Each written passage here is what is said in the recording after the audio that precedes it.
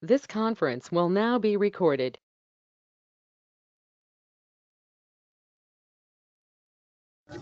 Yes, sir. Thank you. Good evening, everybody. Welcome to the February 18th Select Board meeting. We'll start off with the Pledge of Allegiance. I pledge allegiance to the flag of the United States of America and to the republic for which it stands, one nation, under God, indivisible, with liberty and justice for all. Okay, we have a couple of minutes. To have some minutes. We have the minutes from January 9th and January 21st. Is everyone here? January 9th was the select board attending the finance committee meeting minutes. I make a motion to accept the January 9th meeting minutes. Second. All in favor? Aye. And the 21st, Nicole was absent. I make a motion to accept the January 21st meeting minutes. Second. All in favor? Aye. 301. Okay, and we have, actually, we can get through 5A. Approve a proclamation for Child Abuse Awareness Month. I'm okay with moving forward this unless people want to talk about it. I think we have a representative here from Children's Advocacy Center. She wants to speak. If not, Karen. I'm just turning everything on here. Hi, how are you? I'm Kara Hi, Kara. McElhenney. I'm the Executive Director of the Children's Advocacy Center. Thank you for entertaining this today, and thank you for the past years of support of this initiative around Child Abuse Prevention Awareness Month. Since we've last done this flag raising, the CAC has moved into a new office space in Belchertown. And I just can't say enough about how well we've been received and the support from your public schools and the police department and the community in general around helping to keep kids safe. And, we look forward to continuing to collaborate with the community. Thank you very much. Where is your office located? We're in the LePage Financial Building.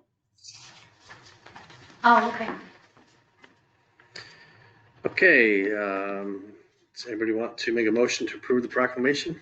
I make a motion to approve proclamation for Child Abuse Awareness Month beginning April 1st. Does it run through the month, the whole month? It does. And running through the whole month of April. Second.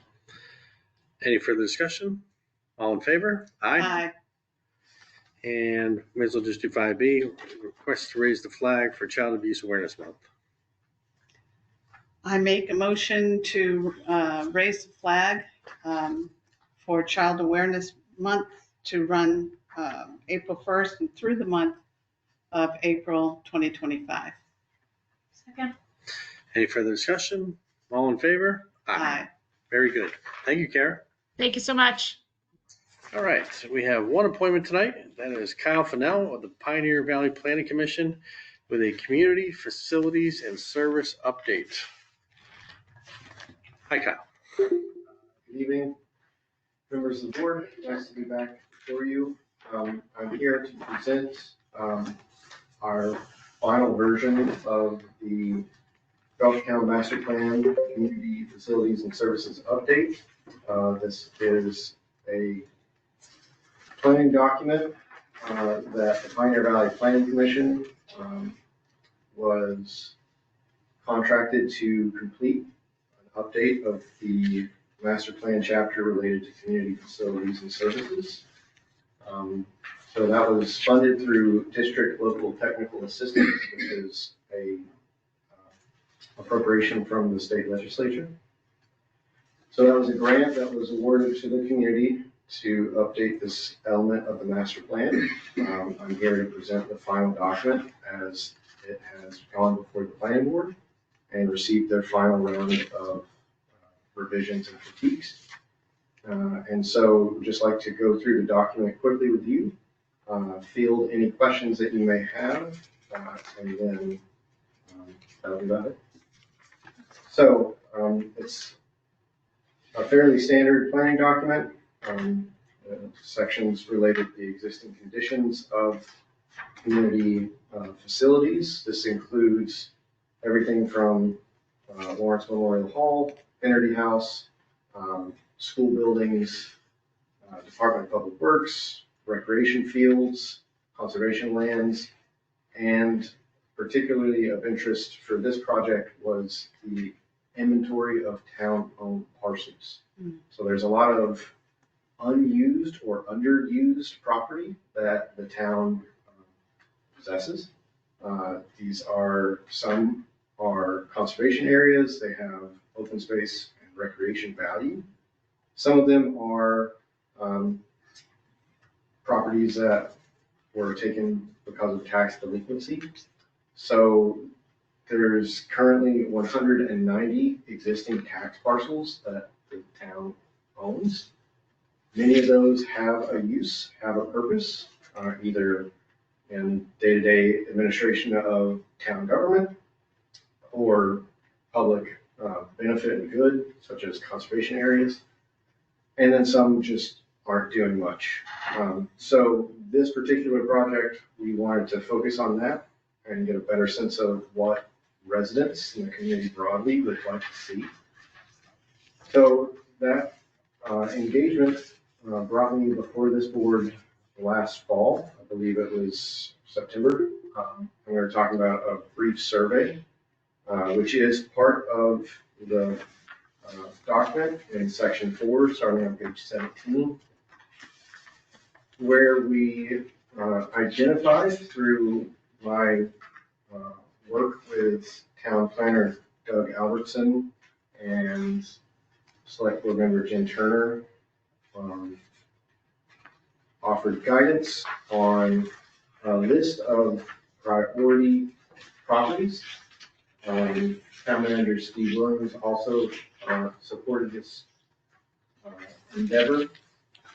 We created a short list of town properties that had been mentioned in recent planning documents and projects as potential for a reuse.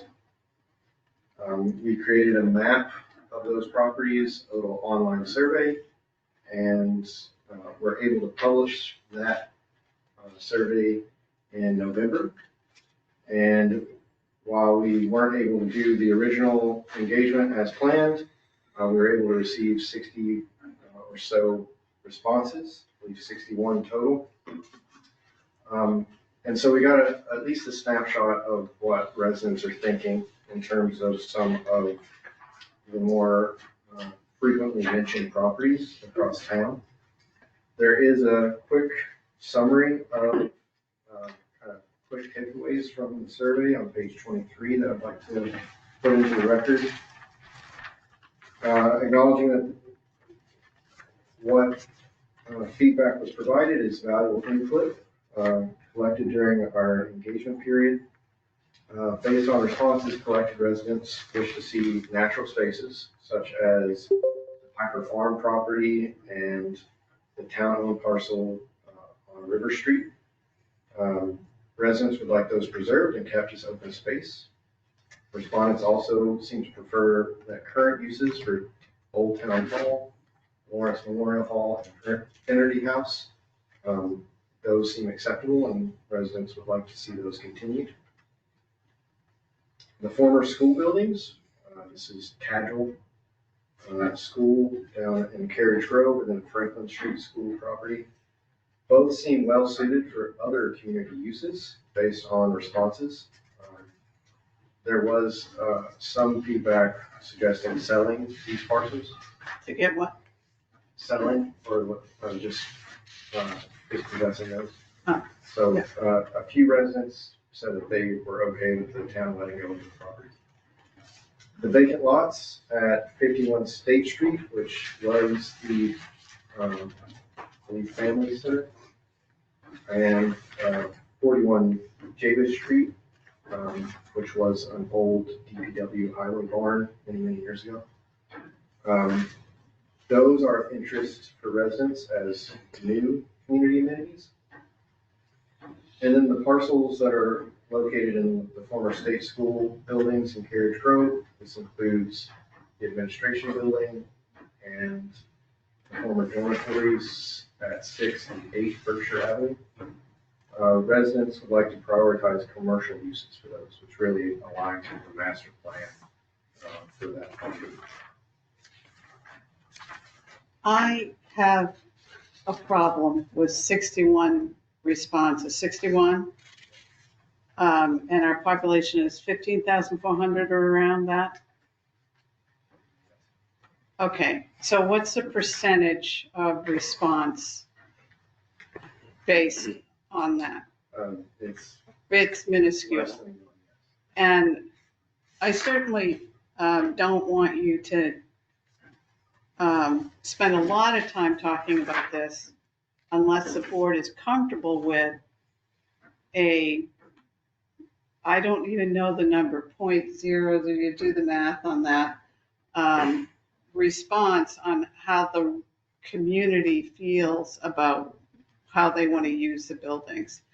I understand that not everybody is, on Facebook or I get it. And I also understand that getting a decent response to surveys like this is it's very difficult to do, not just in our community, but in any community in the Commonwealth. We're not unusual. But my question is that when we know that this is true, that we don't get a good response rate to something as critical as how do residents want town buildings to be used, does it beg the question, should we try different methodologies to get even a 1 to 2% response back? This does not mean that the work isn't good, but it's hard to take it seriously when we have so little feedback from the community. I don't know if my fellow select board members feel similarly. Yeah, so I agreed with that, but I also thought when we were back here in the fall that we were under a really tight deadline to get those surveys out. And so actually wasn't surprised that we got as few as we did, but I thought that it was because of how much time we had to issue the surveys. So I also heard feedback that people were confused about what was being yes, asked. that was on Facebook for sure. Yeah, again, all of this, and it's not fun to say, but if we want to get a truly robust response, then it can't be from the same people who respond to everything. And we might need to look at other methodologies, like group discussions, and I'm having the same problem. I'm on the MVP 2.0 committee. We're trying to get community members to come and share their opinions. So I feel your pain and I share it. But we're also looking at how to diversify the way we are bringing groups together. Right. Including having a dinner, like a nice dinner, and giving prizes and showing up where community members are, and literally walking up to people and saying, look, 5 minutes, we really need your feedback. So looking at community events and tagging onto those community events and grabbing people. But that's.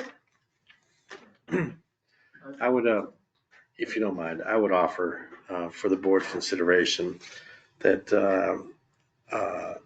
all these locations, all these projects are going to end up back before this board, regardless of what the survey ends up saying.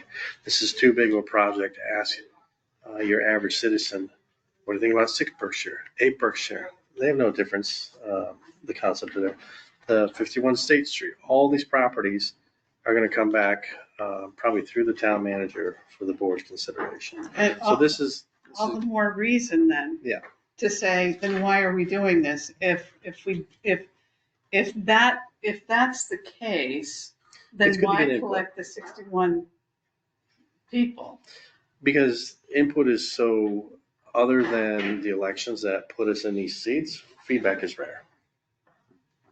So I would take all this and say, hey, you know what? I see where people are going generally with this, but then everyone here has to make up their minds about what makes the most sense in any given area, right? Like for instance, 720 Franklin, is that the Red School Building one? Franklin Street, yeah. Yeah. That was a family center a while back. Yeah, right? That's why people put it back. You can go back and look at all this stuff, but if you ask me, right, we tried to sell the building how many times at this point, Steve? Yeah, that's, so the Franklin School Building, 720 Franklin Street, was previously surplus at town meeting. Right. Right. And we did issue an RFP once before. We didn't get good responses, so it was tabled. And as I've been reporting to the board over the last few meetings, I'm working on a new RFP to sell that building. So, But before we go into specific buildings, I'm back at process. I don't believe that you can say, on the one hand, it's going to be back at us. On the other hand, we want feedback when the feedback doesn't even represent 0.0. I don't know if you do the math. It's less than 1%. It's less than 1%, and say, okay, well, that's good. It's one or the other. And if we're going to make decisions because we can't get input from the town that is a reasonable number, then we should say that, rather than look at what 61 people, less than 1% of the population has come back with. I'm just, can I? Of course. The value in a project like this is it gives us all this data and background information and the research that Kyle has done to utilize when we go for other grants.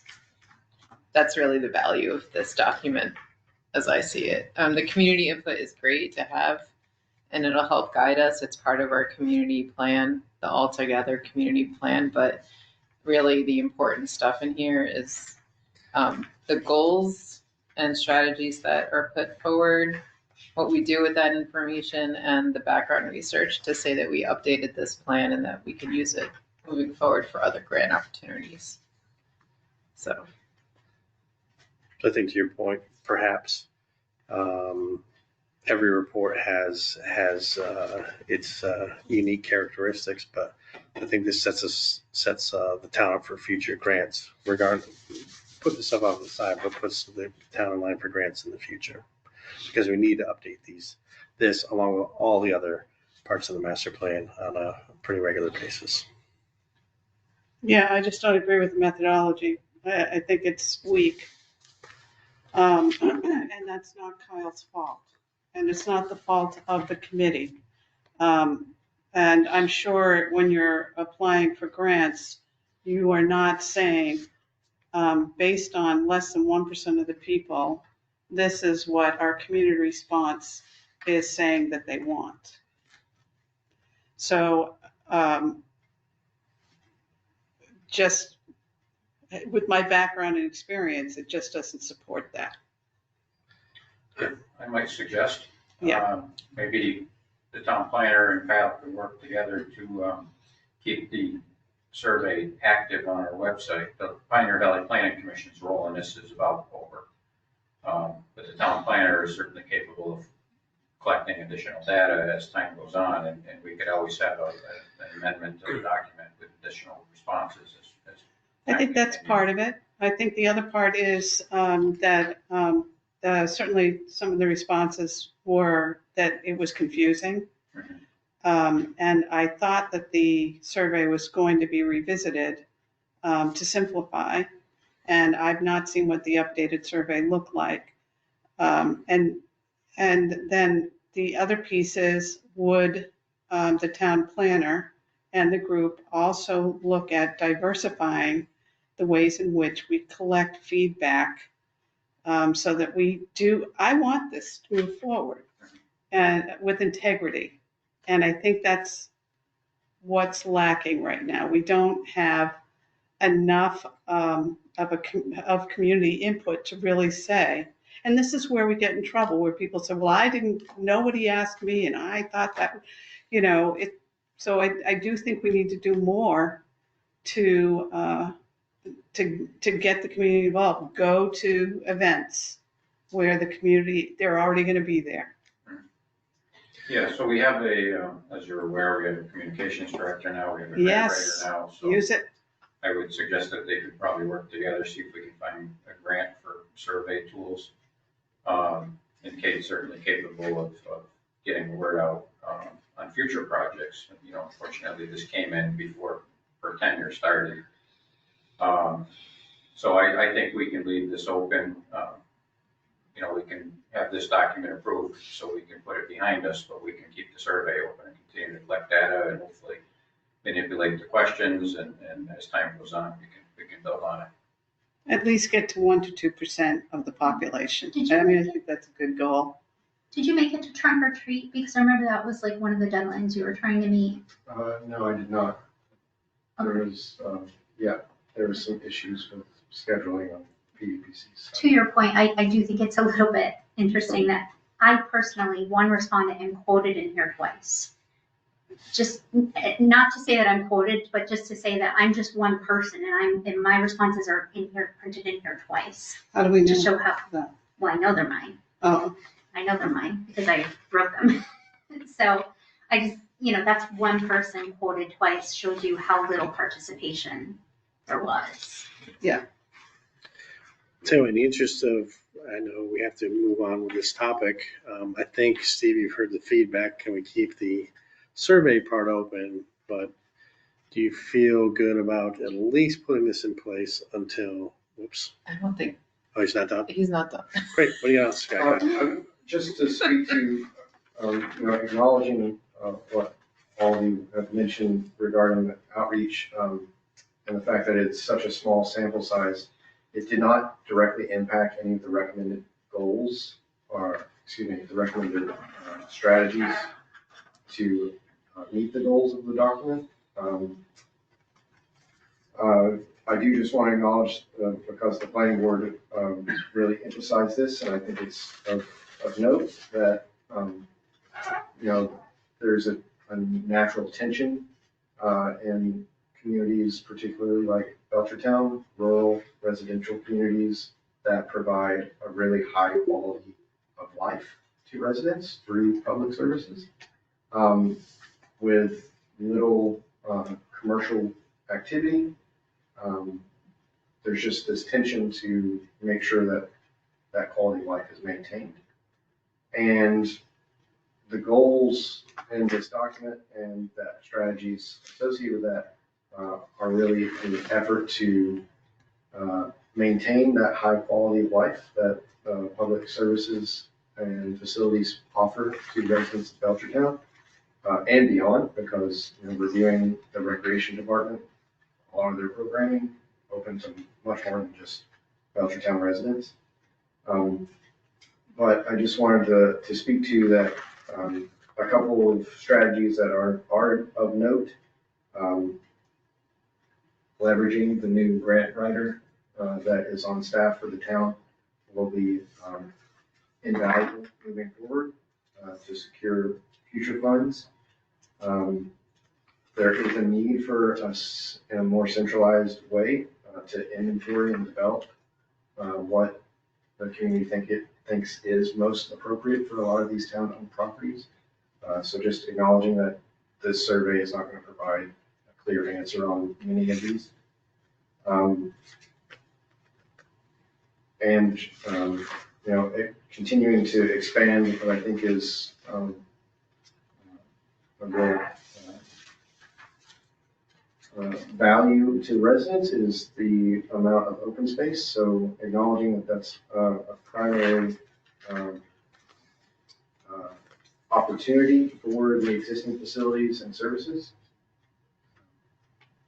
And also speaking to the fact that, this board recently approved the town manager to form the capital improvement planning committee. And so just calling attention to that new body and how kind of central that work will be, and continuing to provide those services, keeping your facilities at state-of-the-art levels. Happy to field any final questions. I don't need to go over all the details of the implementation table, but Only because it's in the very first paragraph. I think it's important to talk about the difference between a bylaw and a policy document. first, okay, at the start. The plan is not a bylaw, but instead a policy document intended to provide town boards and commissions and the staff and volunteers who make them function with a set of common goals and strategies which can be uniformly taken into consideration when making decisions. Yes. Are you asking for elaboration? Or? Yes. Okay. So this, again, this is a planning document, right? This isn't a bylaw that's being voted upon at annual town meeting and reviewed by legal counsel or the Attorney General's office. So this is really a guiding document to help the elected officials of the community come to decisions without needing to take everything to either annual town meeting or special town meeting. I don't know what more to say to that point, but the community has done great work in these last handful of years since 2019, I believe, updating piecemeal sections of the community plan, which was last updated in whole January 2009. So the community's been, coming back to this document on an annual basis, adding new elements, reviewing and updating old elements such as community facilities. And the intention is really just to keep the planning effort amongst the community an ongoing process. Right, and when you say community has been getting together, how many people? Over the last 6 years, I don't think I could give an exact number. Okay. I could speak to the board. Is it more than 61? Yes, yes. Just considering all the town staff and the different members of public boards, yes. Okay. So I'm just gonna also just direct everyone's attention, again, when we talk about these plans, pages 25, 26, 27, where it's identified the strategies, the actions, who, and funding sources, and some of the priorities. That's really the stuff that we as a board should be looking at with a close eye. Whether or not we agree on these things, all of those pieces, because that is the important part of this document for us to keep this as a living document moving forward. All the sections of the plan have this section, and that's the meat and potatoes, if you will, of all of it. It tells you like what grants you should be looking at, all of that. So, thank you. And if I may, my last piece, just building off of Jan's comment, the town has been awarded a PLTA grant request for this calendar year to focus on implementation, trying to bring all of these tables into alignment because some documents have valuable information like funding opportunities, some do not. Some have a time frame, some do not. So because the plan has been slowly updated, those tables and those implementation strategies aren't always aligned. So this year, we're going to bring all that into alignment, update all the implementation tables, and then get it onto the town website. So that'll be the focus of this project. The chair of the select board has received a letter confirming that project, and we'll get started in the next week or two. This year by June 30th, you mean? Not this Calendar calendar year. year. The DLTA, District Local Technical Assistance, is awarded on a calendar year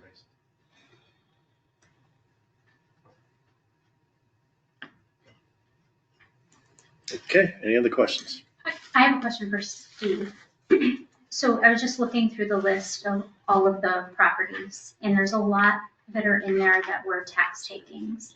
Do we not just automatically turn around and put that up for sale, or do we have to sit on it for a certain period of time? We don't automatically put them up for sale because we have to contract with a, like a real estate auctioneer, if you will, broker. So we usually try to put a group together.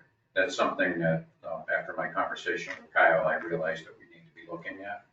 So I have a list of properties that we're going to be reviewing. It'll be the Jay Wellahan, our assessor, our treasurer collector, Sarah Mann, our DPW director, a recreation director, and myself will all look at these properties and determine if there are properties that we should continue to keep, or if we should just simply turn around and sell them, try to get them back into the tax rolls. So some of the criteria that we would use is the property contiguous to another parcel of town land? Does it provide better access, parking? Does it make up a larger piece of open space if there's several parcels together? Is there recreational opportunities? And if we can't answer yes to at least some of those, then we should just get them back into the tax roll quick. So over the last couple of meetings, I've talked about that as one of my upcoming projects that I'm going to be working on. So we will be back in front of you with that. The tax title laws have changed recently, so new properties are probably going to be handled a little bit differently. And I'm not sure exactly how all that works yet, but I do know there's some different limitations and timeframes that we have to adhere to. Very good. Kyle, thanks for coming in today. Appreciate your time. Thank you so much. All right, 5C, the Mass Central Rail Trail. See, what do you know about this? Give me just a second here. Stop sharing my screen. Thanks, Kyle.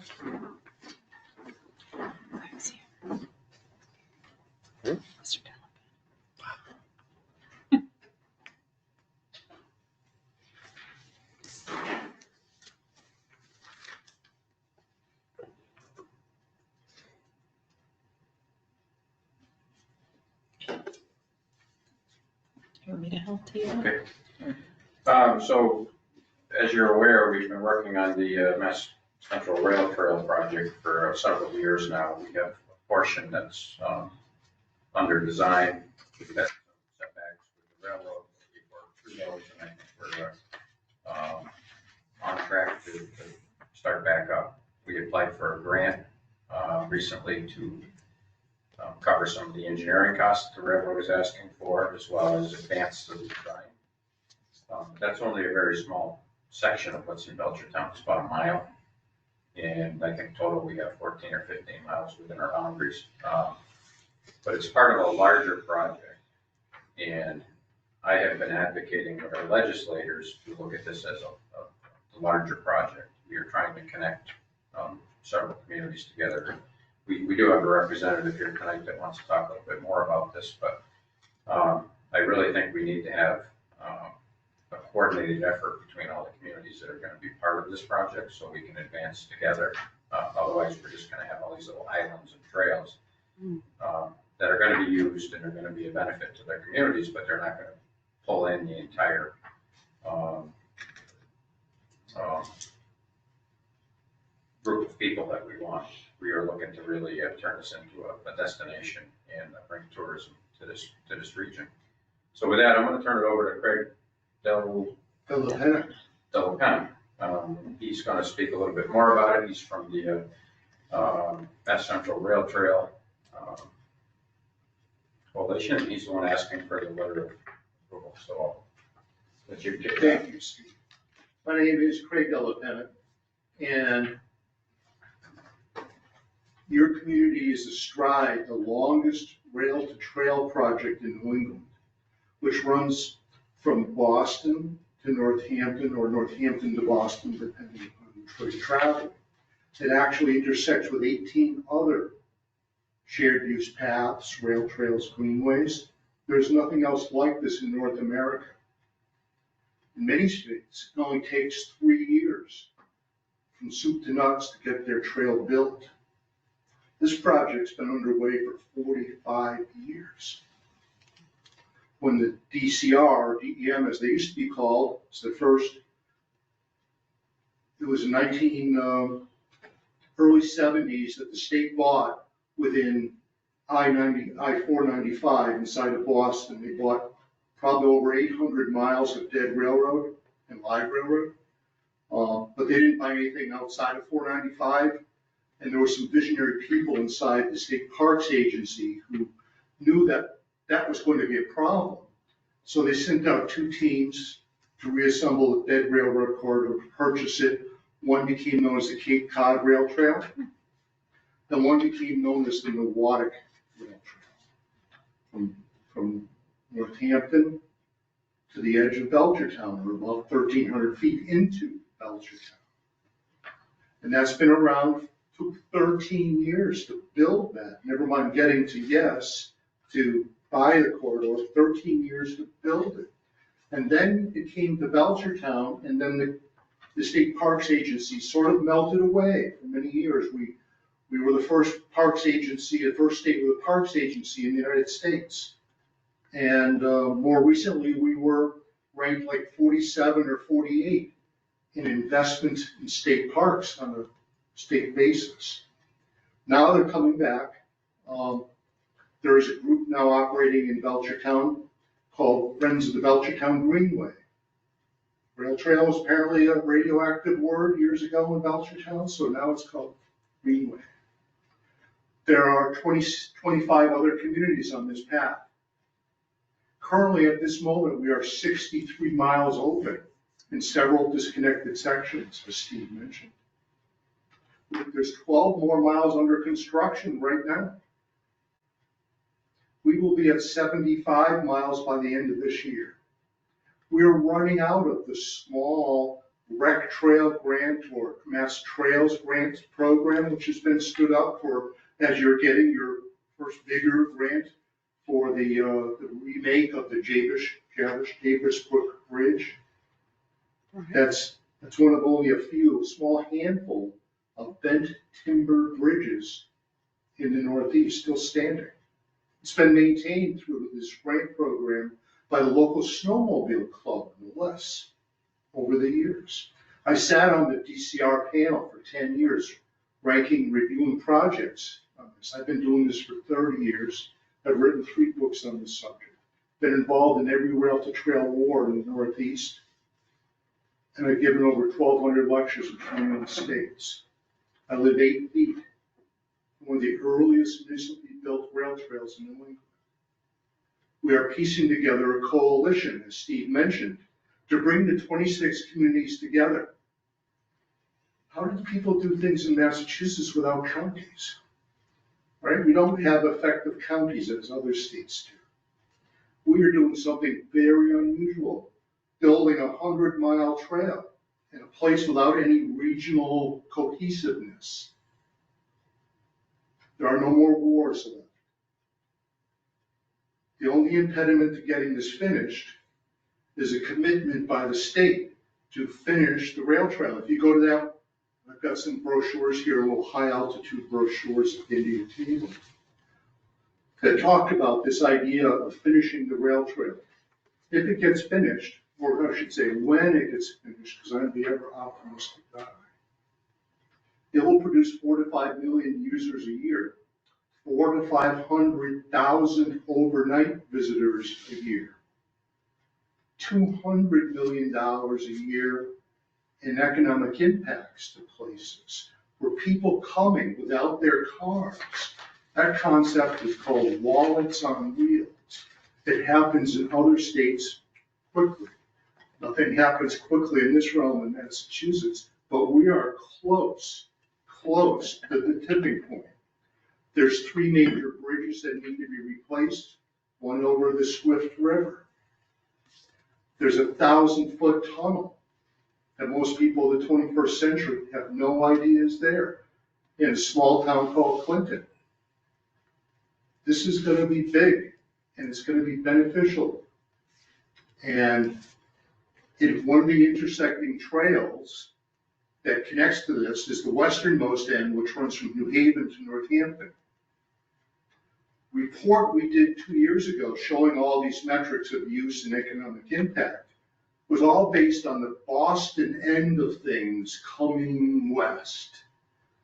There was no look at whatsoever on what the trail from New Haven to Northampton would mean, especially with its close-in connection to New York City, with people able to take the train to New York with their bikes or rent bikes to New Haven and then come up for a bike ride all the way, go to Boston, and then take the train back.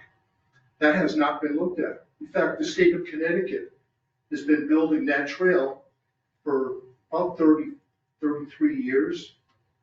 They have never once commissioned a report about what it would be worth if it was completed. We are going to commission that report this spring. We think the metrics are going to be more impactful, but the state will have to move forward. One of the ways we're going to make the state move forward is to get all the communities. Right now we have 7, I think you're the 8th one if you would vote in that way. Just today, I just received the town of Hadley select board approvals weighing in. We should be around a dozen or 15 probably by the end of March.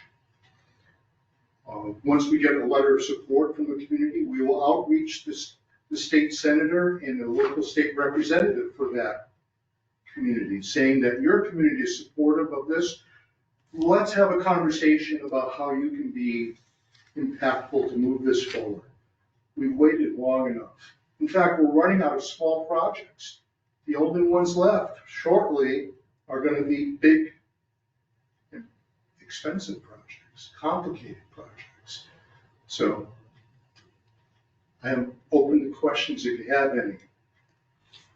Okay, piggyback on what Craig's saying. So I think I mentioned this at one of our more recent meetings, but we have the federal project for the 1 mile stretch that we're doing. We have a feasibility study on the one that we're applying for the trails grant for the engineering review and the railroad. But one of the things I just want to reiterate is when we were on that call with all the state officials and everyone, they said that they would form this coalition. What they really wanted to know was if the town was supportive of the project. So I think, just to piggyback on this initiative that Craig and the Mass Central Rail Trail, I think for us as a board to be supportive of this project is going to really it'll be really impactful. So I'm in full support of it, is what I'm trying to say in my roundabout way. So. Very good. Any other comments from the board? No. I'm trying to picture The 15 miles. the miles. Like, I mean, I know down Warren Right Way, Yep. you've got that. Then where does it break? So it goes like up and around Town Beach. It goes behind through George Hannum. Yeah. It goes across Jackson Street. It goes under 202. It goes down that way towards Palmer. Is that where it hooks up the other side? Yeah, so Shea Ave. the town of Belchertown maintains control of quite a bit of the old rail bed. but there are portions that have now fallen into private ownership. But it starts at Warrenright, where the Amherst Rail Trail begins. Traveling south, it follows Route 9, the existing railway. When we get into the lakes area, there's property issues through there with private ownership and lack of suitable right-of-way. It was a very narrow piece to begin with. It actually crosses Federal Street, close to the town beach, and again is in private property ownership. It crosses Bay Road by Universal Forest Products on the hill. It would cross Hamilton Street by the transfer station. It would cross Jackson Street by where Carriage Drive picks up. And that's the section that we have currently under design. Is from, That's the 1 mile stretch? yes, from Okay. Georgetown, the ball field, Austin Con, softball field, to the tail end of Maple Street by Oak Specialist. So that's under design. From there, it goes under the Route 202 overpass, which is constricted and it wouldn't be allowed to have bicycles that close to an active railway. So we have to probably detour and go around that section. After that, it crosses Springfield Road, continues south, crosses Route 181.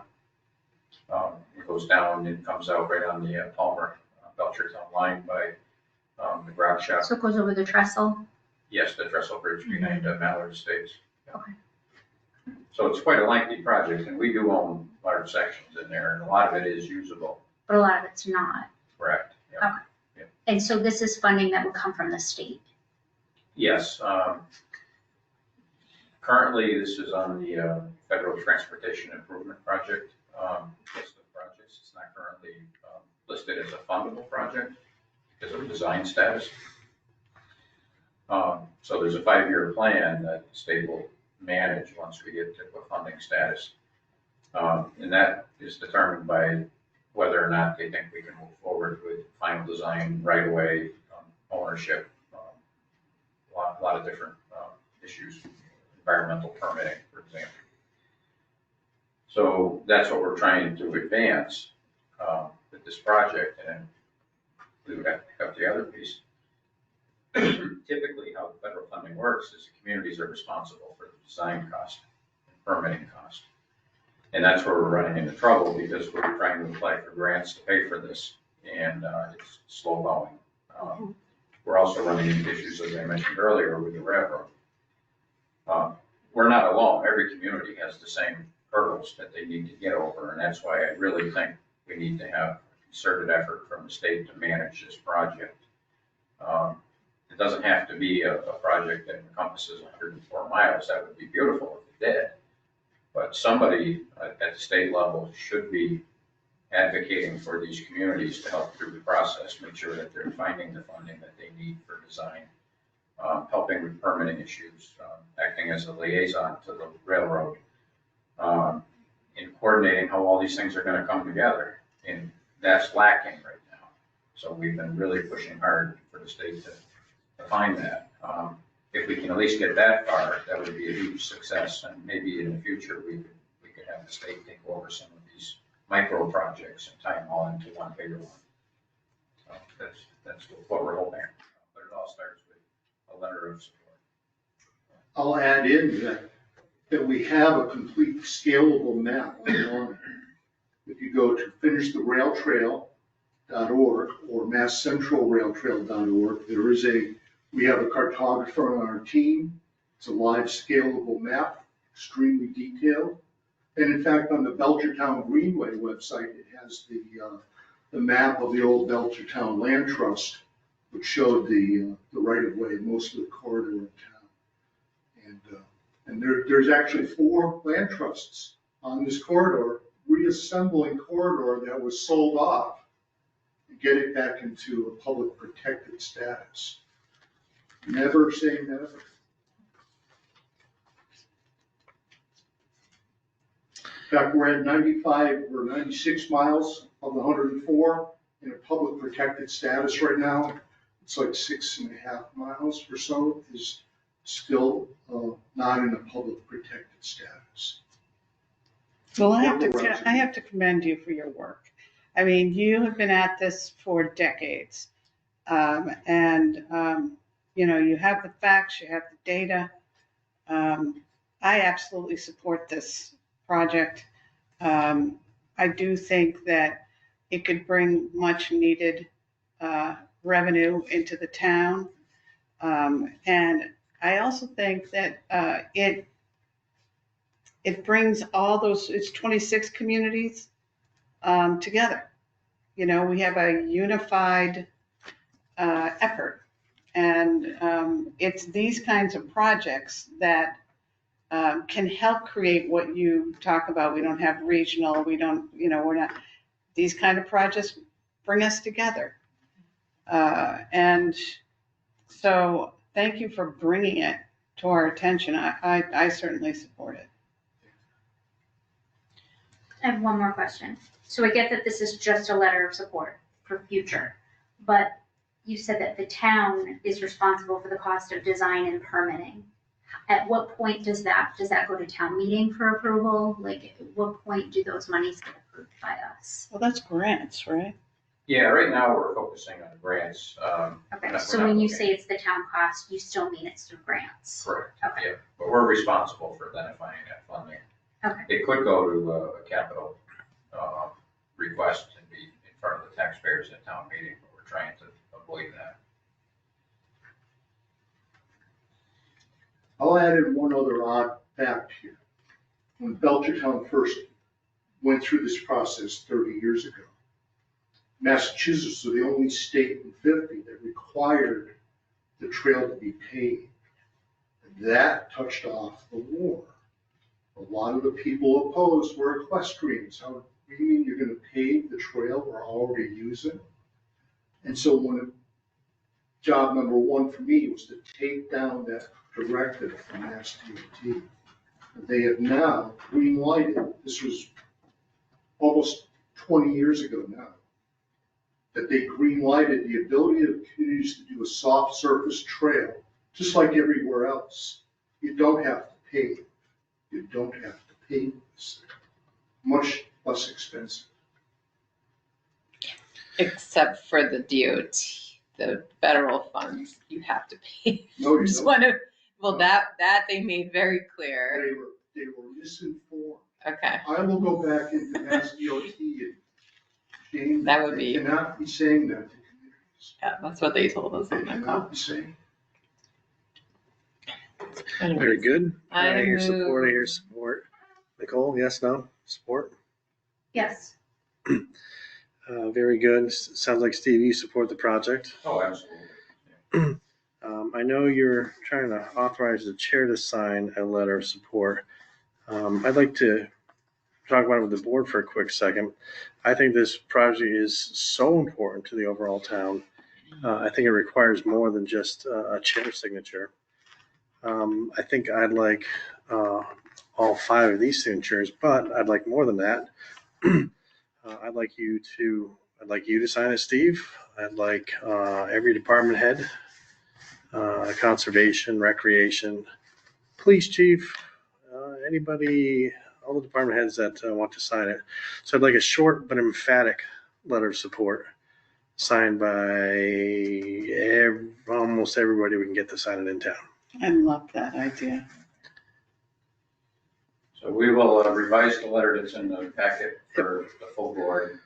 And Put a bunch of signature lines, names and titles. Sure. And then, like I said, I think department head signatures along with the entire board here, yourself, and as many people as you can think of. What's your time frame? It's gonna take me a few weeks to get everybody together. I'm patient. I'm the most 35 patient guy. years. But let me add one other odd thing here. Are you all familiar with the Commonwealth Beacon magazine? Yes. It's like where all policy stuff from the state is really shaped out. They did a story in 1997 or so about the odd coincidence in that town meeting season that fall, that Belchertown and Weston both voted down the rail trail project. That was so long ago, there was no idea that the entire corridor could actually be reassembled and all be one long trail. They have never written another story about rail trails.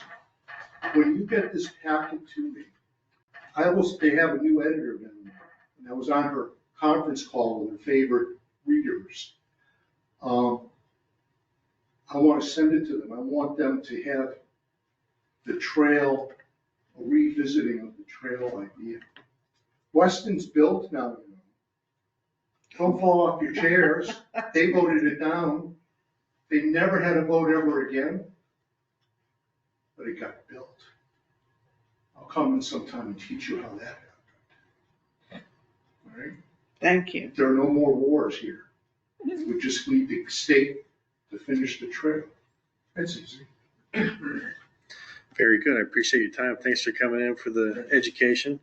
And Steve will get you a letter if they want to see the community support. Well, they're going to see a bunch of names and titles of everybody in town to Thank you. sign it. You've made my day. Thank you, sir. Thank you. Okay, moving on. Town managers report. We got set annual special town meeting. Oh, did I miss that? The Yep, town sorry. meeting and warrant deadline. Sure, when do you want to have it, Steve? Well, the annual town meeting is always the second Monday of May by town bylaw, so we know that is, by my notes. You said second Monday in May? Correct. That'd be May 12th. That is what I have. So we typically have a special town meeting right before that to address any end of year issues with the current fiscal year. And then we take up the next fiscal year and any other matters at the annual town meeting. So what we're hoping is to have both on May 12th with the special at 7 and the annual at 7:30. We want to specify the location as the high school. And that will allow us to make a decision. What time? 7 and 7:30. Okay. Wait. You sure it's not 6:30 and 7? I think we need to talk about the event. I'm not saying we talk about it tonight, but there are community concerns around parents being able to attend because there's no childcare available, among other concerns. And if we want to be fair and equitable and make sure everyone can attend, we need to take a look at the needs of our community. The bylaw says it has to be that day. I'm not saying it isn't that day, but we can take a look at hours. We could take a look at putting a break in it. I'd like us to look at what other towns are doing to help meet these needs. Have we ever tried to talk about offering childcare during that meeting? Is that a non-starter or? Yeah, I think they've done it previously. Am I wrong? I don't know. These are all. Yeah, questions I do know some of the history, but I don't know if right now is the time to talk about it because it's not on the agenda. I want to respect the chair. It is, I sort think of. for tonight, we just need to set the date and time. We also need to set the deadlines for submission of warrant articles for both meetings, which we've asked for a special town meeting to be set for March 13th at 4:30 and annual town meeting to have warrant articles requested to our office by 4:30 on March 20th. I would like a provision to be explored to provide a child care service so that both parents can attend. I also want to talk about the length of the meeting and making sure that the items that are of highest priority go first on the agenda so that people who work or have kids get to the issues that are going to be more near and dear to them near the beginning of the meeting rather than waiting 4 hours at the end. If you recall, this board sets the agenda. So I know. I'm not terribly worried about, we can accomplish anything that you're thinking about. Yep. I'm just putting it on record. Although the actual budgetary items are usually Article 9 and they're all together. Outside of that, we can rearrange almost anything. There are other concerns, but I would need to go back and collect those concerns from community members. That's why I'd like the opportunity to come back before this board and say, okay, here are some additional items.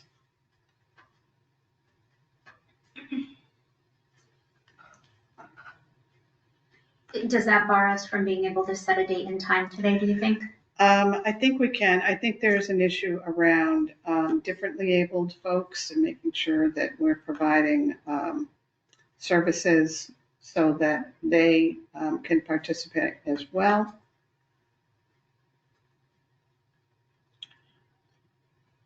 I just want to mention that next week there is a webinar put on by the MMA about this topic. And I'll be attending that. Okay. All right. It's just a changing needs of the community and making sure that we're hearing what people need.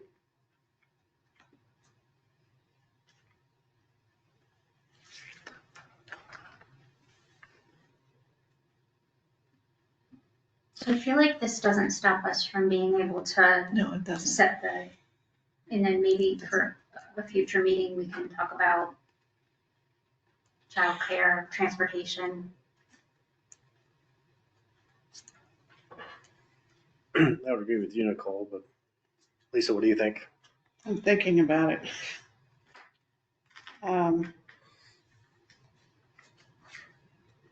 Yes, I think we could do that. Very good. I think it's been 6:30 and 7, but maybe I'm wrong, Steve. I have 7 and 7:30. There's nothing in the town bylaw that would suggest we can't make it 6:30 and 7. Let's make it 6:30 just because. Can we look at what we did before? Is 6:30 hard for people who work though, to get back into town if they work out of town? I'm just going to say this out loud as a person who's gone through this conversation many, many times. There is never an ideal time. There is never an Ever. ideal time. So I agree. It doesn't, you But know, I do think, I'm not, and I'm not Yeah, arguing. there's I'm always just gonna be saying, someone there's that's but always- I do has think issue with the 6:30 time. is still plenty of time, if you leave at 5. And also, there's been a complaint that it goes too late. So it's, look, Sorry. there's no, I'm sorry. we're not gonna get it, it's not gonna be perfect. Can I tease you? Yes.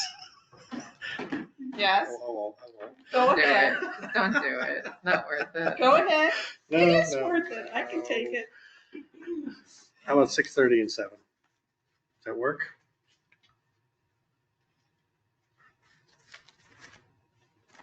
So they already have it on. Sorry? They already have it on our website. We can change that though. I understand that. I'm curious what we did last year. If I can just take 2 seconds to find last year's agenda.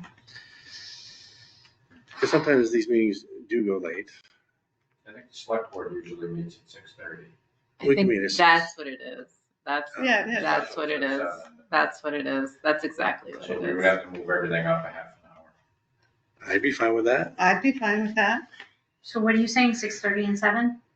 Right, but we would meet at 6. Yeah. And then the meeting will start at 6:30, 6:30. 7. Yeah.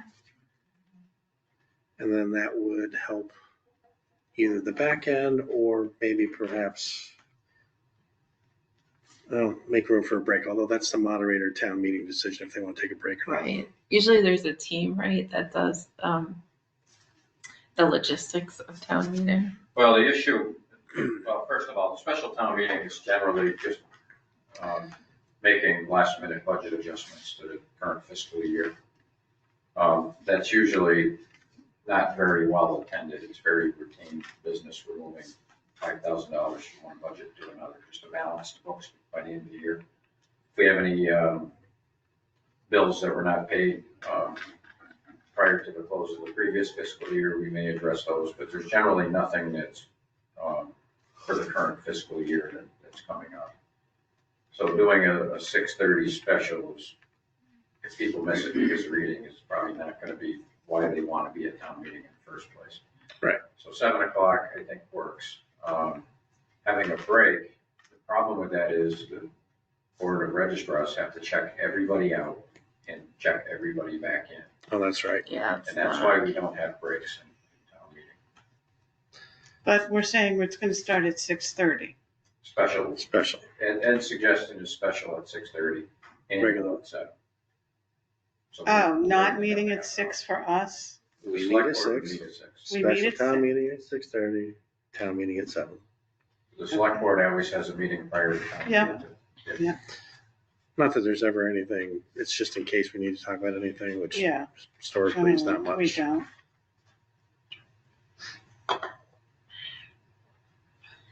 Just so you know, I have parents that are thanking me for bringing this up right now. Yeah, no, I can appreciate that. So I do think that's an issue. So we have to do motions to set the deadline for submission and then separate motions to set the time and date. That is correct. I move that we set the deadline for submission of special town meeting warrant articles to 4:30 PM on Thursday, March 13th, 2025. Can I do one motion for both or keep it separate?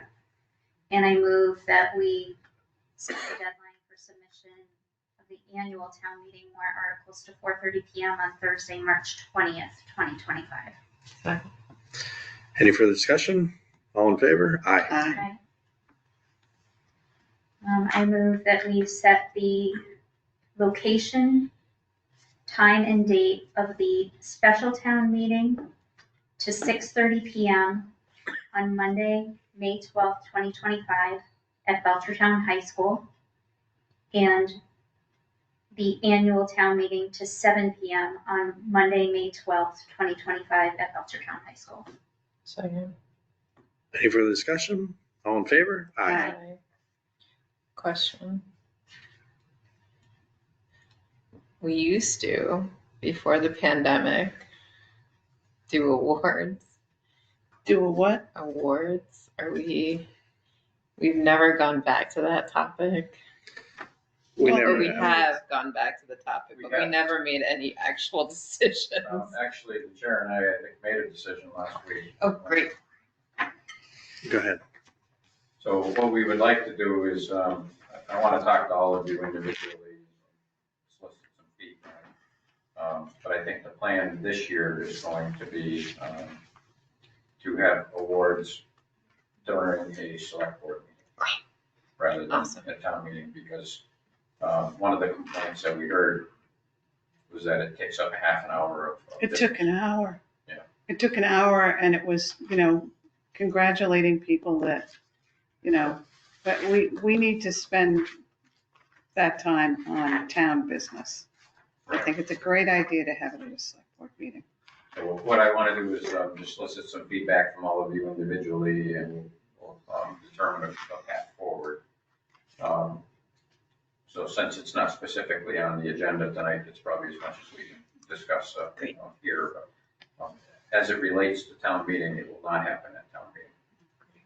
What's an example? Are we talking employee? So there's 4 awards that we typically have awarded in the past. We would recognize the Employee of the Year, the Volunteer of the Year, the Citizen of the Year, and a Lifetime Achievement recognition, which is the Gary Whitlock Award. So somebody that's volunteered or done things for our community for, decades, we would recognize through that award. So those are the 4. I think it's great. Okay. Very good. Were you busy last week, Steve? You're about to have an idea.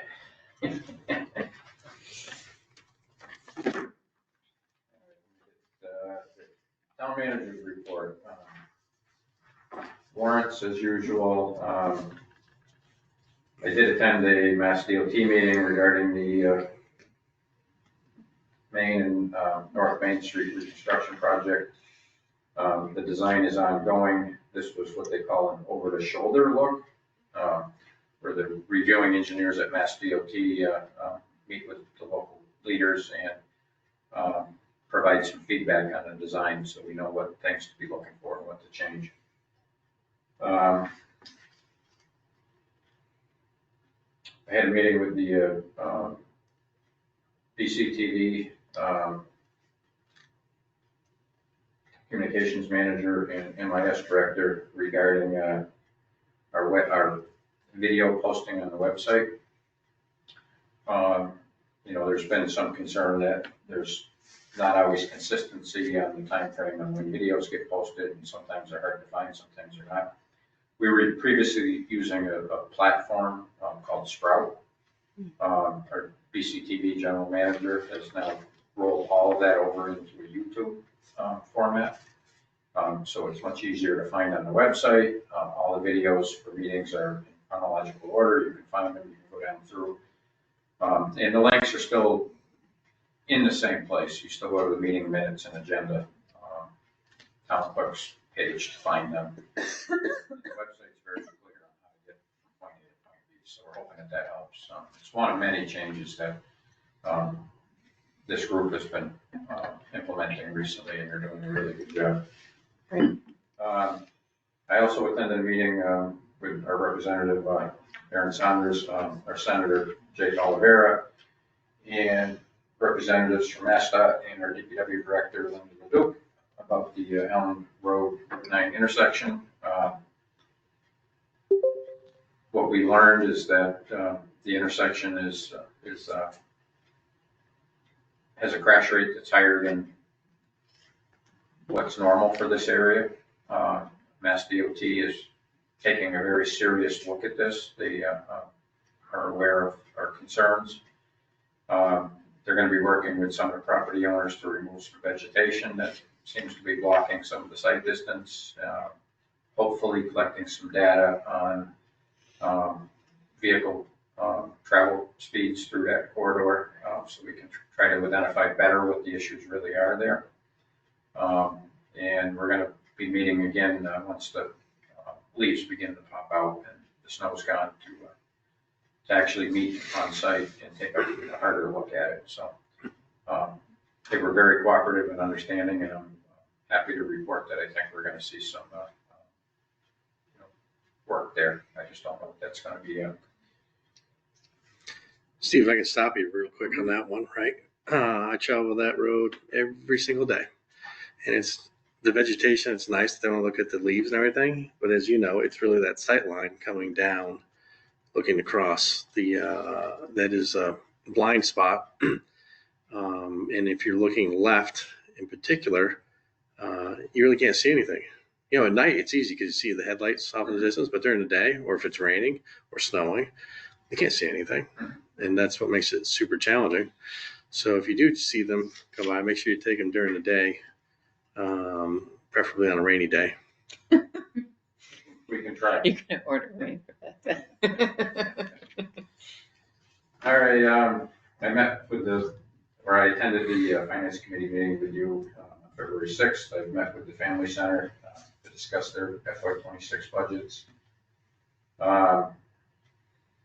I met with the Human Resource Director regarding the Human Services study. We do have a contract in place. That project's going to kick off very soon, and that's looking at the Recreation Veterans Agent and Senior Services to be put under the umbrella of Human Services, as well as potentially regionalizing some of those services for other communities. So that's part of our planning for being more efficient and hopefully trying to save some money. Will you be expanding on that at a future select board meeting? I'm excited to hear about that. So I did have a department heads meeting. The wayfinding project is ongoing. They're still working on inventory and are going to be starting public engagement. I did meet with the BCTV general manager regarding her budgets. We had a meeting with the grants manager and the Buildings and Grounds Committee chair regarding the pageant feasibility study. We have an RFP out now for a consultant to do that work. It's due on the 28th. I attended the athletics meeting at the Chestnut Hill Community School Library. We talked about the condition of the high school fields and fundraising opportunities for the booster clubs. I've been attending capital improvement planning committee meetings. They do have a short list right now of capital projects. I think the year one priorities is in the tune of about $6 million. And we know we only have a little over 400,000, so we're gonna have to pare that down a little bit further. I believe the total 5-year plan, which hasn't been built out yet, but all the requests are in. And that's upwards between 18 and 20 million. So it's quite a list of projects. Steve, if you don't mind, right? To me, that's not a shock. It's been deferred maintenance for so many years. Mm-hmm. It's concerning, but we have to address these issues, right? And I know you're going to have a 5-year plan to put some of this stuff together. It's just unfortunate we find ourselves in this spot today. Yeah, I think there was such a backlog of requests that the committee was struggling to build a 5-year plan out. So I backed them away from that and said, we have to have year one because we need to know what we're going to be applying our capital monies to this year. So as soon as we get the year one report, they're going to start working on the other 4 years of the plan. And that'll give us an opportunity to figure out what we can fund, and anything that doesn't get funded automatically gets rolled into year two. So it becomes a stepping stone for them to complete the project. So they're going to be busy this year. I think once they get that 5-year plan built out, it'll be a little bit easier for them in the future. But this has been a bit of a slog, and I do appreciate all their efforts. I've been meeting with the town accountant, going over budget adjustments. That's still ongoing. We know we have to close a gap of about $400,000 from what was proposed to what we have available. And I did attend the recent Board of Health meeting, and I had nothing really to report about that. Updates regarding ongoing projects and business.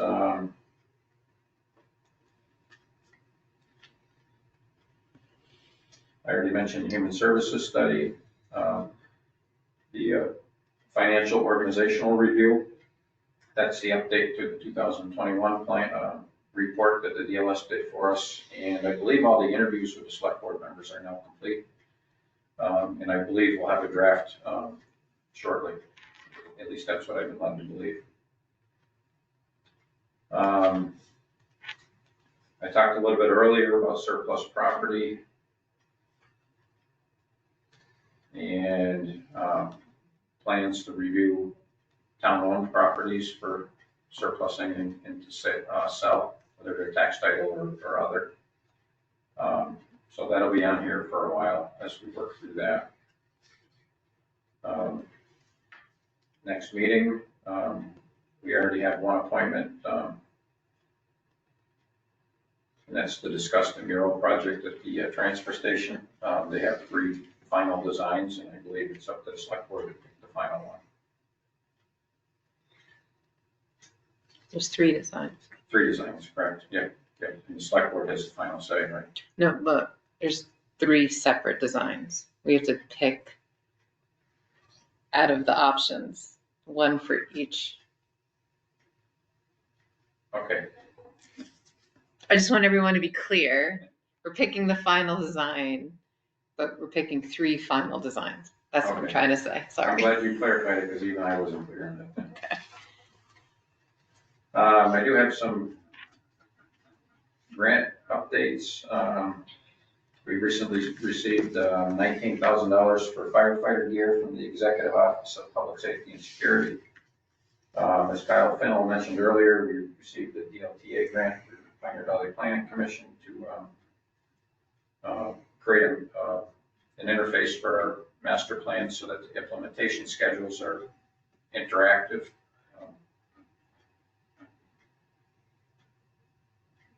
Doug Albertson has submitted a mass trails application for another portion of the Lake Wallace Trail.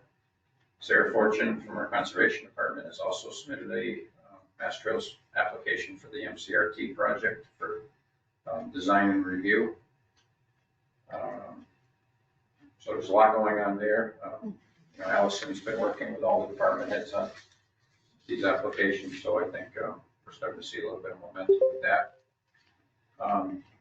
I got word that the senior center, the ARP has been providing free tax preparation services. They had 90 slots available on January 6th, and within an hour, they were all full and they had a waiting list. So they were referring some of our seniors to other communities. And with any luck, they'll be able to open up some more slots, but it's a simple return only. So it just goes to show, the need that we have here in town. And then finally, the FY26 budget update. That's been probably the biggest single thing that I've been working on. Seems to be a little bit more difficult this year than in past years. So as you're aware, we all attended the February 6th meeting, and I do want to just state that I do appreciate everyone attending. We got a great turnout from the public. I appreciate the feedback and all the questions that were asked. I also appreciate all the emails I received afterwards with additional questions and feedback, and I want everyone to know that I am listening. I'm doing my best with this budget. This has proven to be difficult, and I know it's difficult for the schools as well. But there was a lot of good questions, and I think I may have maybe not been clear about one of them, and that's the what's the plan for the town. When I answered that question, I was trying to express that the plans that we do have, that we've begun, are not short-term solutions, they're long-term solutions. We have a tax rate at $14.51 a thousand. So trying to bring housing or business development into Belchertown, oftentimes, especially with business development, we're talking years. From concept to identifying a parcel to purchase and sale to permitting to construction before the doors are actually open. And even if we could accelerate that somehow, for every $1 million of development, we receive $14,510 in taxation. So that's not a windfall by any means when we see business development. A very slow roll. It takes time for that to happen. But we do have a lot going on to try to promote that business development. We've currently undertaken a branding and marketing campaign. The branding will certainly lead to marketing. That's what we have a communications director for. We're working to implement the recommendations from the local rapid recovery plan that was developed through COVID years.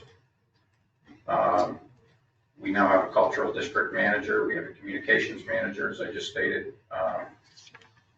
hoping that we can start identifying businesses that should be here and doing more marketing. I'm working to get town-owned property back into the tax rolls. We're utilizing some grant funding to look at consolidation of our recreation, senior center, and veterans agent, as well as regionalization, hoping that we can share those services with other communities to try to offset some of the financial burden. We've been working with the DLS to update our 2021 financial audit. That document, again, should be available soon, and hopefully there'll be some further guidance there. Long term, I would like to work with the town planner on some review of town zoning to try to identify more spaces for commercial and business development where it makes sense. But none of these are short term, and that's one of the issues that we have, as I mentioned. Other questions that I recently heard was, go ahead. Can you repeat that fact for every million? So our tax rate is $14.51 per thousand. Yes. So for $1 million of development, we receive $14,510 in taxation. Some of the other questions that I received was about employee overtime. So I've been reviewing overtime records, and what I found is police and fire departments have a lot of overtime. Most of it is filling vacant shifts for coverage. And the DPW has quite a bit for recent storms. But other than that, I did not find any overtime. People have asked about the reason why call firefighters can't replace our full-time firefighters. So last year, 2024, we did 2,781 calls through our fire department. I was asked if that's a real number. That number comes through our 911 dispatch. So yes, it's a real number. 2,158 of those calls were for medical services. In our call force, we do not have EMT paramedics on our call force. So we cannot eliminate 6 firefighters who are providing 12,480 hours worth of coverage every year in our station. And if we were trying to fill that with overtime shifts, their salary would be time and a half. So we would not save money by doing that. Our demographics in Belchertown are changing rapidly, and we need these firefighters to take care of our residents. I cannot tell you how many times I see the ambulance go by my office every day. It's incredible. And people who listen to the scanner can tell you the same. People have also asked how I plan on balancing the non-school budgets, the other town budgets, if you will. Our requests this year totaled $13,873,140, which is a 5.2% increase over last year's budget of $13,182,658. $13,182,658. So we have available for us $288,000, which means I need to find about $402,000 worth of cuts and adjustments to our budgets to make that fit. I am looking at targeted reductions through a line by line item review of all of our budgets, looking for any place that funding was turned back last year into free cash, and how we can tighten that differential up a little bit. Our Department of Public Works recently locked on heating oil for the non-school buildings. Linda managed to save us 17 cents a gallon over last year's prices. That's great. So that was great news.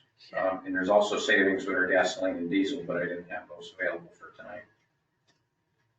Last year, we negotiated contracts with our DPW, our police department, our fire department, and they all have a COLA of 2%. They all recognized the situation we were in, and we move forward with those contracts, and that's going to help us tremendously. And I'm also trying to do a little research with our HR director on health insurance plan changes. That may not help us this year, but we're going to keep marching forward, and hopefully by next year, we'll be able to realize some savings there as well. So with a little bit of hard work and cooperation from all of our departments, positive attitude, I think we're going to get there, and we're going to make it through this tough period. So, Steve, as you're aware, I've been a huge supporter of yours on the budgets for many, many years at this point. And I'd like to thank you for taking the time to articulate, because the other week it wasn't the proper venue to explain what it is that you're doing on the town side budgets, line item by line item. However, for folks that may be listening to this for the very first time, you did not talk about the school budget at all tonight. And can you explain why the school line item budget doesn't go through you, for instance? Yeah, so school budgets, the schools have full autonomy over their budgets under Mass General Law, Chapter 71. So while they're requested to submit a budget, we don't have any authority to either ask or specify how they spend their funding. So that's why I don't have as much oversight or involvement in their budget as I do with the other town departments. But they do have to come through you for the overall number to get it into the town meeting, which is where town meeting votes it up or down. That's correct. So that's the only place where there's any influence whatsoever. And given the fact that the budget process started with Jay Wellahan setting the tax rate the way it was, the first part, and there being about roughly $60 million or so for the budget allocated this year, it kind of gets allocated a very similar fashion from year to year, which there isn't that much leeway no matter which way you go. So to make a long story short, Steve has line item authority for every other department in town except for the school department. And that's why we weren't talking, because the school committee was a participant in the meeting we had the other week. That's why we did not talk about it, because none of us have any authority over the school line item budget. So the plan needs to come from the school, not from the finance committee or the select board. Correct. The select board sets policy. That's and right. The policy this year was how the free cash was going to be distributed, how the growth was going to be distributed. In the past, it's been 70-30 between the schools and the town. And that was consistent this year. So after the decisions were made on free cash, what was remaining was also a 70-30 split. And that's how the overall numbers are derived. When I mentioned that I had $288,000 to work with, that's where that comes from. It was 30% of available revenue over and above last year's budget. Great explanation. Any questions from the board? All set, Steve? Yes, sir. Thank you. Any mail items catch anybody's interest? Well, I've been given the honor to show, certainly Chris is on the phone. I don't know. Ed's there too. That this is the MMA's official certificate awarding the town of Belchertown best website out of the 5 categories, which were they were recognized by population. So by population, we came in first in our category for best website, and certainly Ed and Chris and the entire communications committee deserve huge accolades for making this happen, as do the town employees and other volunteers who helped make this a reality. So if I can say this on behalf of the board, thank you so much for your efforts, and we're going to try to figure out the appropriate place to hang this so that people can see it and be proud of the work that's been accomplished. Thank you. Well, thank you very much. And, you know, first you're muted. I don't know if you have something to say, but we really appreciate it. This was, you hear it all the time. It was a team project. It really was. A lot of people pitched into this. Thank you. Yeah, there was a lot of help from, like you said, from townsfolk, you know, Terry, Donna, Kevin, A whole bunch of people were all there, through all of the trainings, all the planning, everything else. It was really a group effort by everybody. And, it's really exciting that we won the award. It was, as Jen knows, the town's been working on this project for a very long time, and to finally get it done and win an award is just amazing. So we're very happy. Anybody know how to digitize that and put that on our landing page? Yeah. We Yes. can probably find someone. Awesome. All right. Thank you, everybody. Thank you. Thank you. Any other mail? Moving on. Board member reports. Ms. Turner. Oh, you're starting with me this time. Last week, I might have mentioned this to some folks. So I had this meeting that I shoehorned my way into with Workshop 13 in Launch Space, which is a makerspace up in the town of Orange. They're both private entities, but Launch Space specifically is doing a partnership with the town of Athol on a food processing center up in Athol, and I was curious to find out more information about that. So I'm trying to follow up with them directly to learn more about how they made that happen up there. But I'm also very excited to mention that next week we have a meeting with some folks from the UMass Department of Community Development to talk about some potential partnership with them about something, I don't know. I'm throwing spaghetti at the wall, so I don't really have a lot to report out, but I'm excited that we have this meeting with them to talk to them about potential things that we can work on together. Last week I attended the Belchertown High School art reception. It was very sweet. I think there was a bunch of families there. It was nice to see the artists and just check out what's going on at the library with their new art exhibit space that they have. It's nice that it's being utilized and marketed and all of that. Also had the branding. I don't know if you want to talk about the branding. And we also are doing these bi-weekly wayfinding calls also that Steve already mentioned. I also had a meeting with a hotel developer in the area and got some information about what a community would require to locate a hotel chain or a hotel of any size here in town. It's not as easy as it may seem, but hope is not lost. It might take some work. Awesome. Nicole? So February 5th and 11th, I attended branding meetings. We chose our final graphic designer for that. It's a company called Locality out of Iowa, I think Iowa.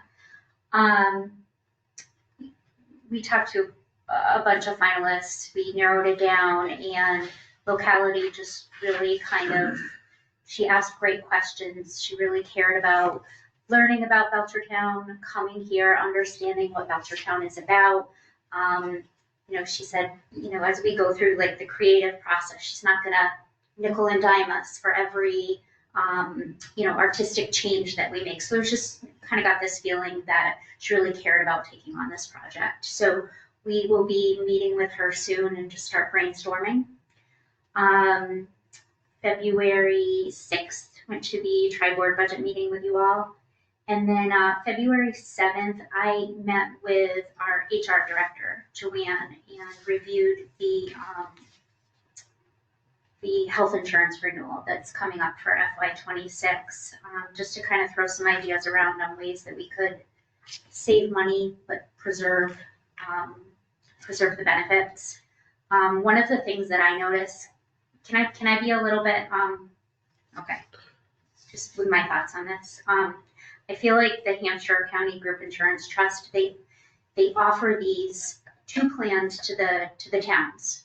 They're super, super rich plans. They're really expensive, although when you compare them, they're not that expensive for what they are, but there are just so many other things that if you think out of the box, we can get cheaper health insurance plans in place that actually preserve the benefits for the employees, keep a really rich benefit for the employees. And it's a little disappointing to see that they haven't done that. I mean, these are plan designs that I've been doing for years personally that I feel like they should be putting in place now. I don't know, quite understand that, but like Steve said, it's something to think about for maybe next year. And that is it. That's all I have. Thank you. Lisa? Well, I've been very, very busy with Flumageddon. And so outside of the finance committee meeting, I've been eating antibiotics and trying to just get back on my feet again. I think I'm finally through with it all. But if you're hearing reports out there, about there being a confluence of sickness, there is. So take care of yourselves. Wear masks if you can. And just take care of yourselves. That was actually discussed at the Board of Health meeting. There is a lot of influenza going around, and they said it goes back to the basics with hand washing. Hand washing, the whole thing. It's awful, but you don't want it. It's awful. Very good. Any questions from the press? Seeing none. How about number 11? I move we enter into executive session not to return to open session under Mass General Law, Chapter 30A, Section 21, Section 6, to consider the purchase, exchange, lease, or value of real estate. The chair declares that an open meeting may have a detrimental effect on the negotiation position of the public body. Second. Yes, open meeting may have a detrimental effect on the negotiation position of the public body. So, Yes. yes, Yes. Yes. very good. 8:11.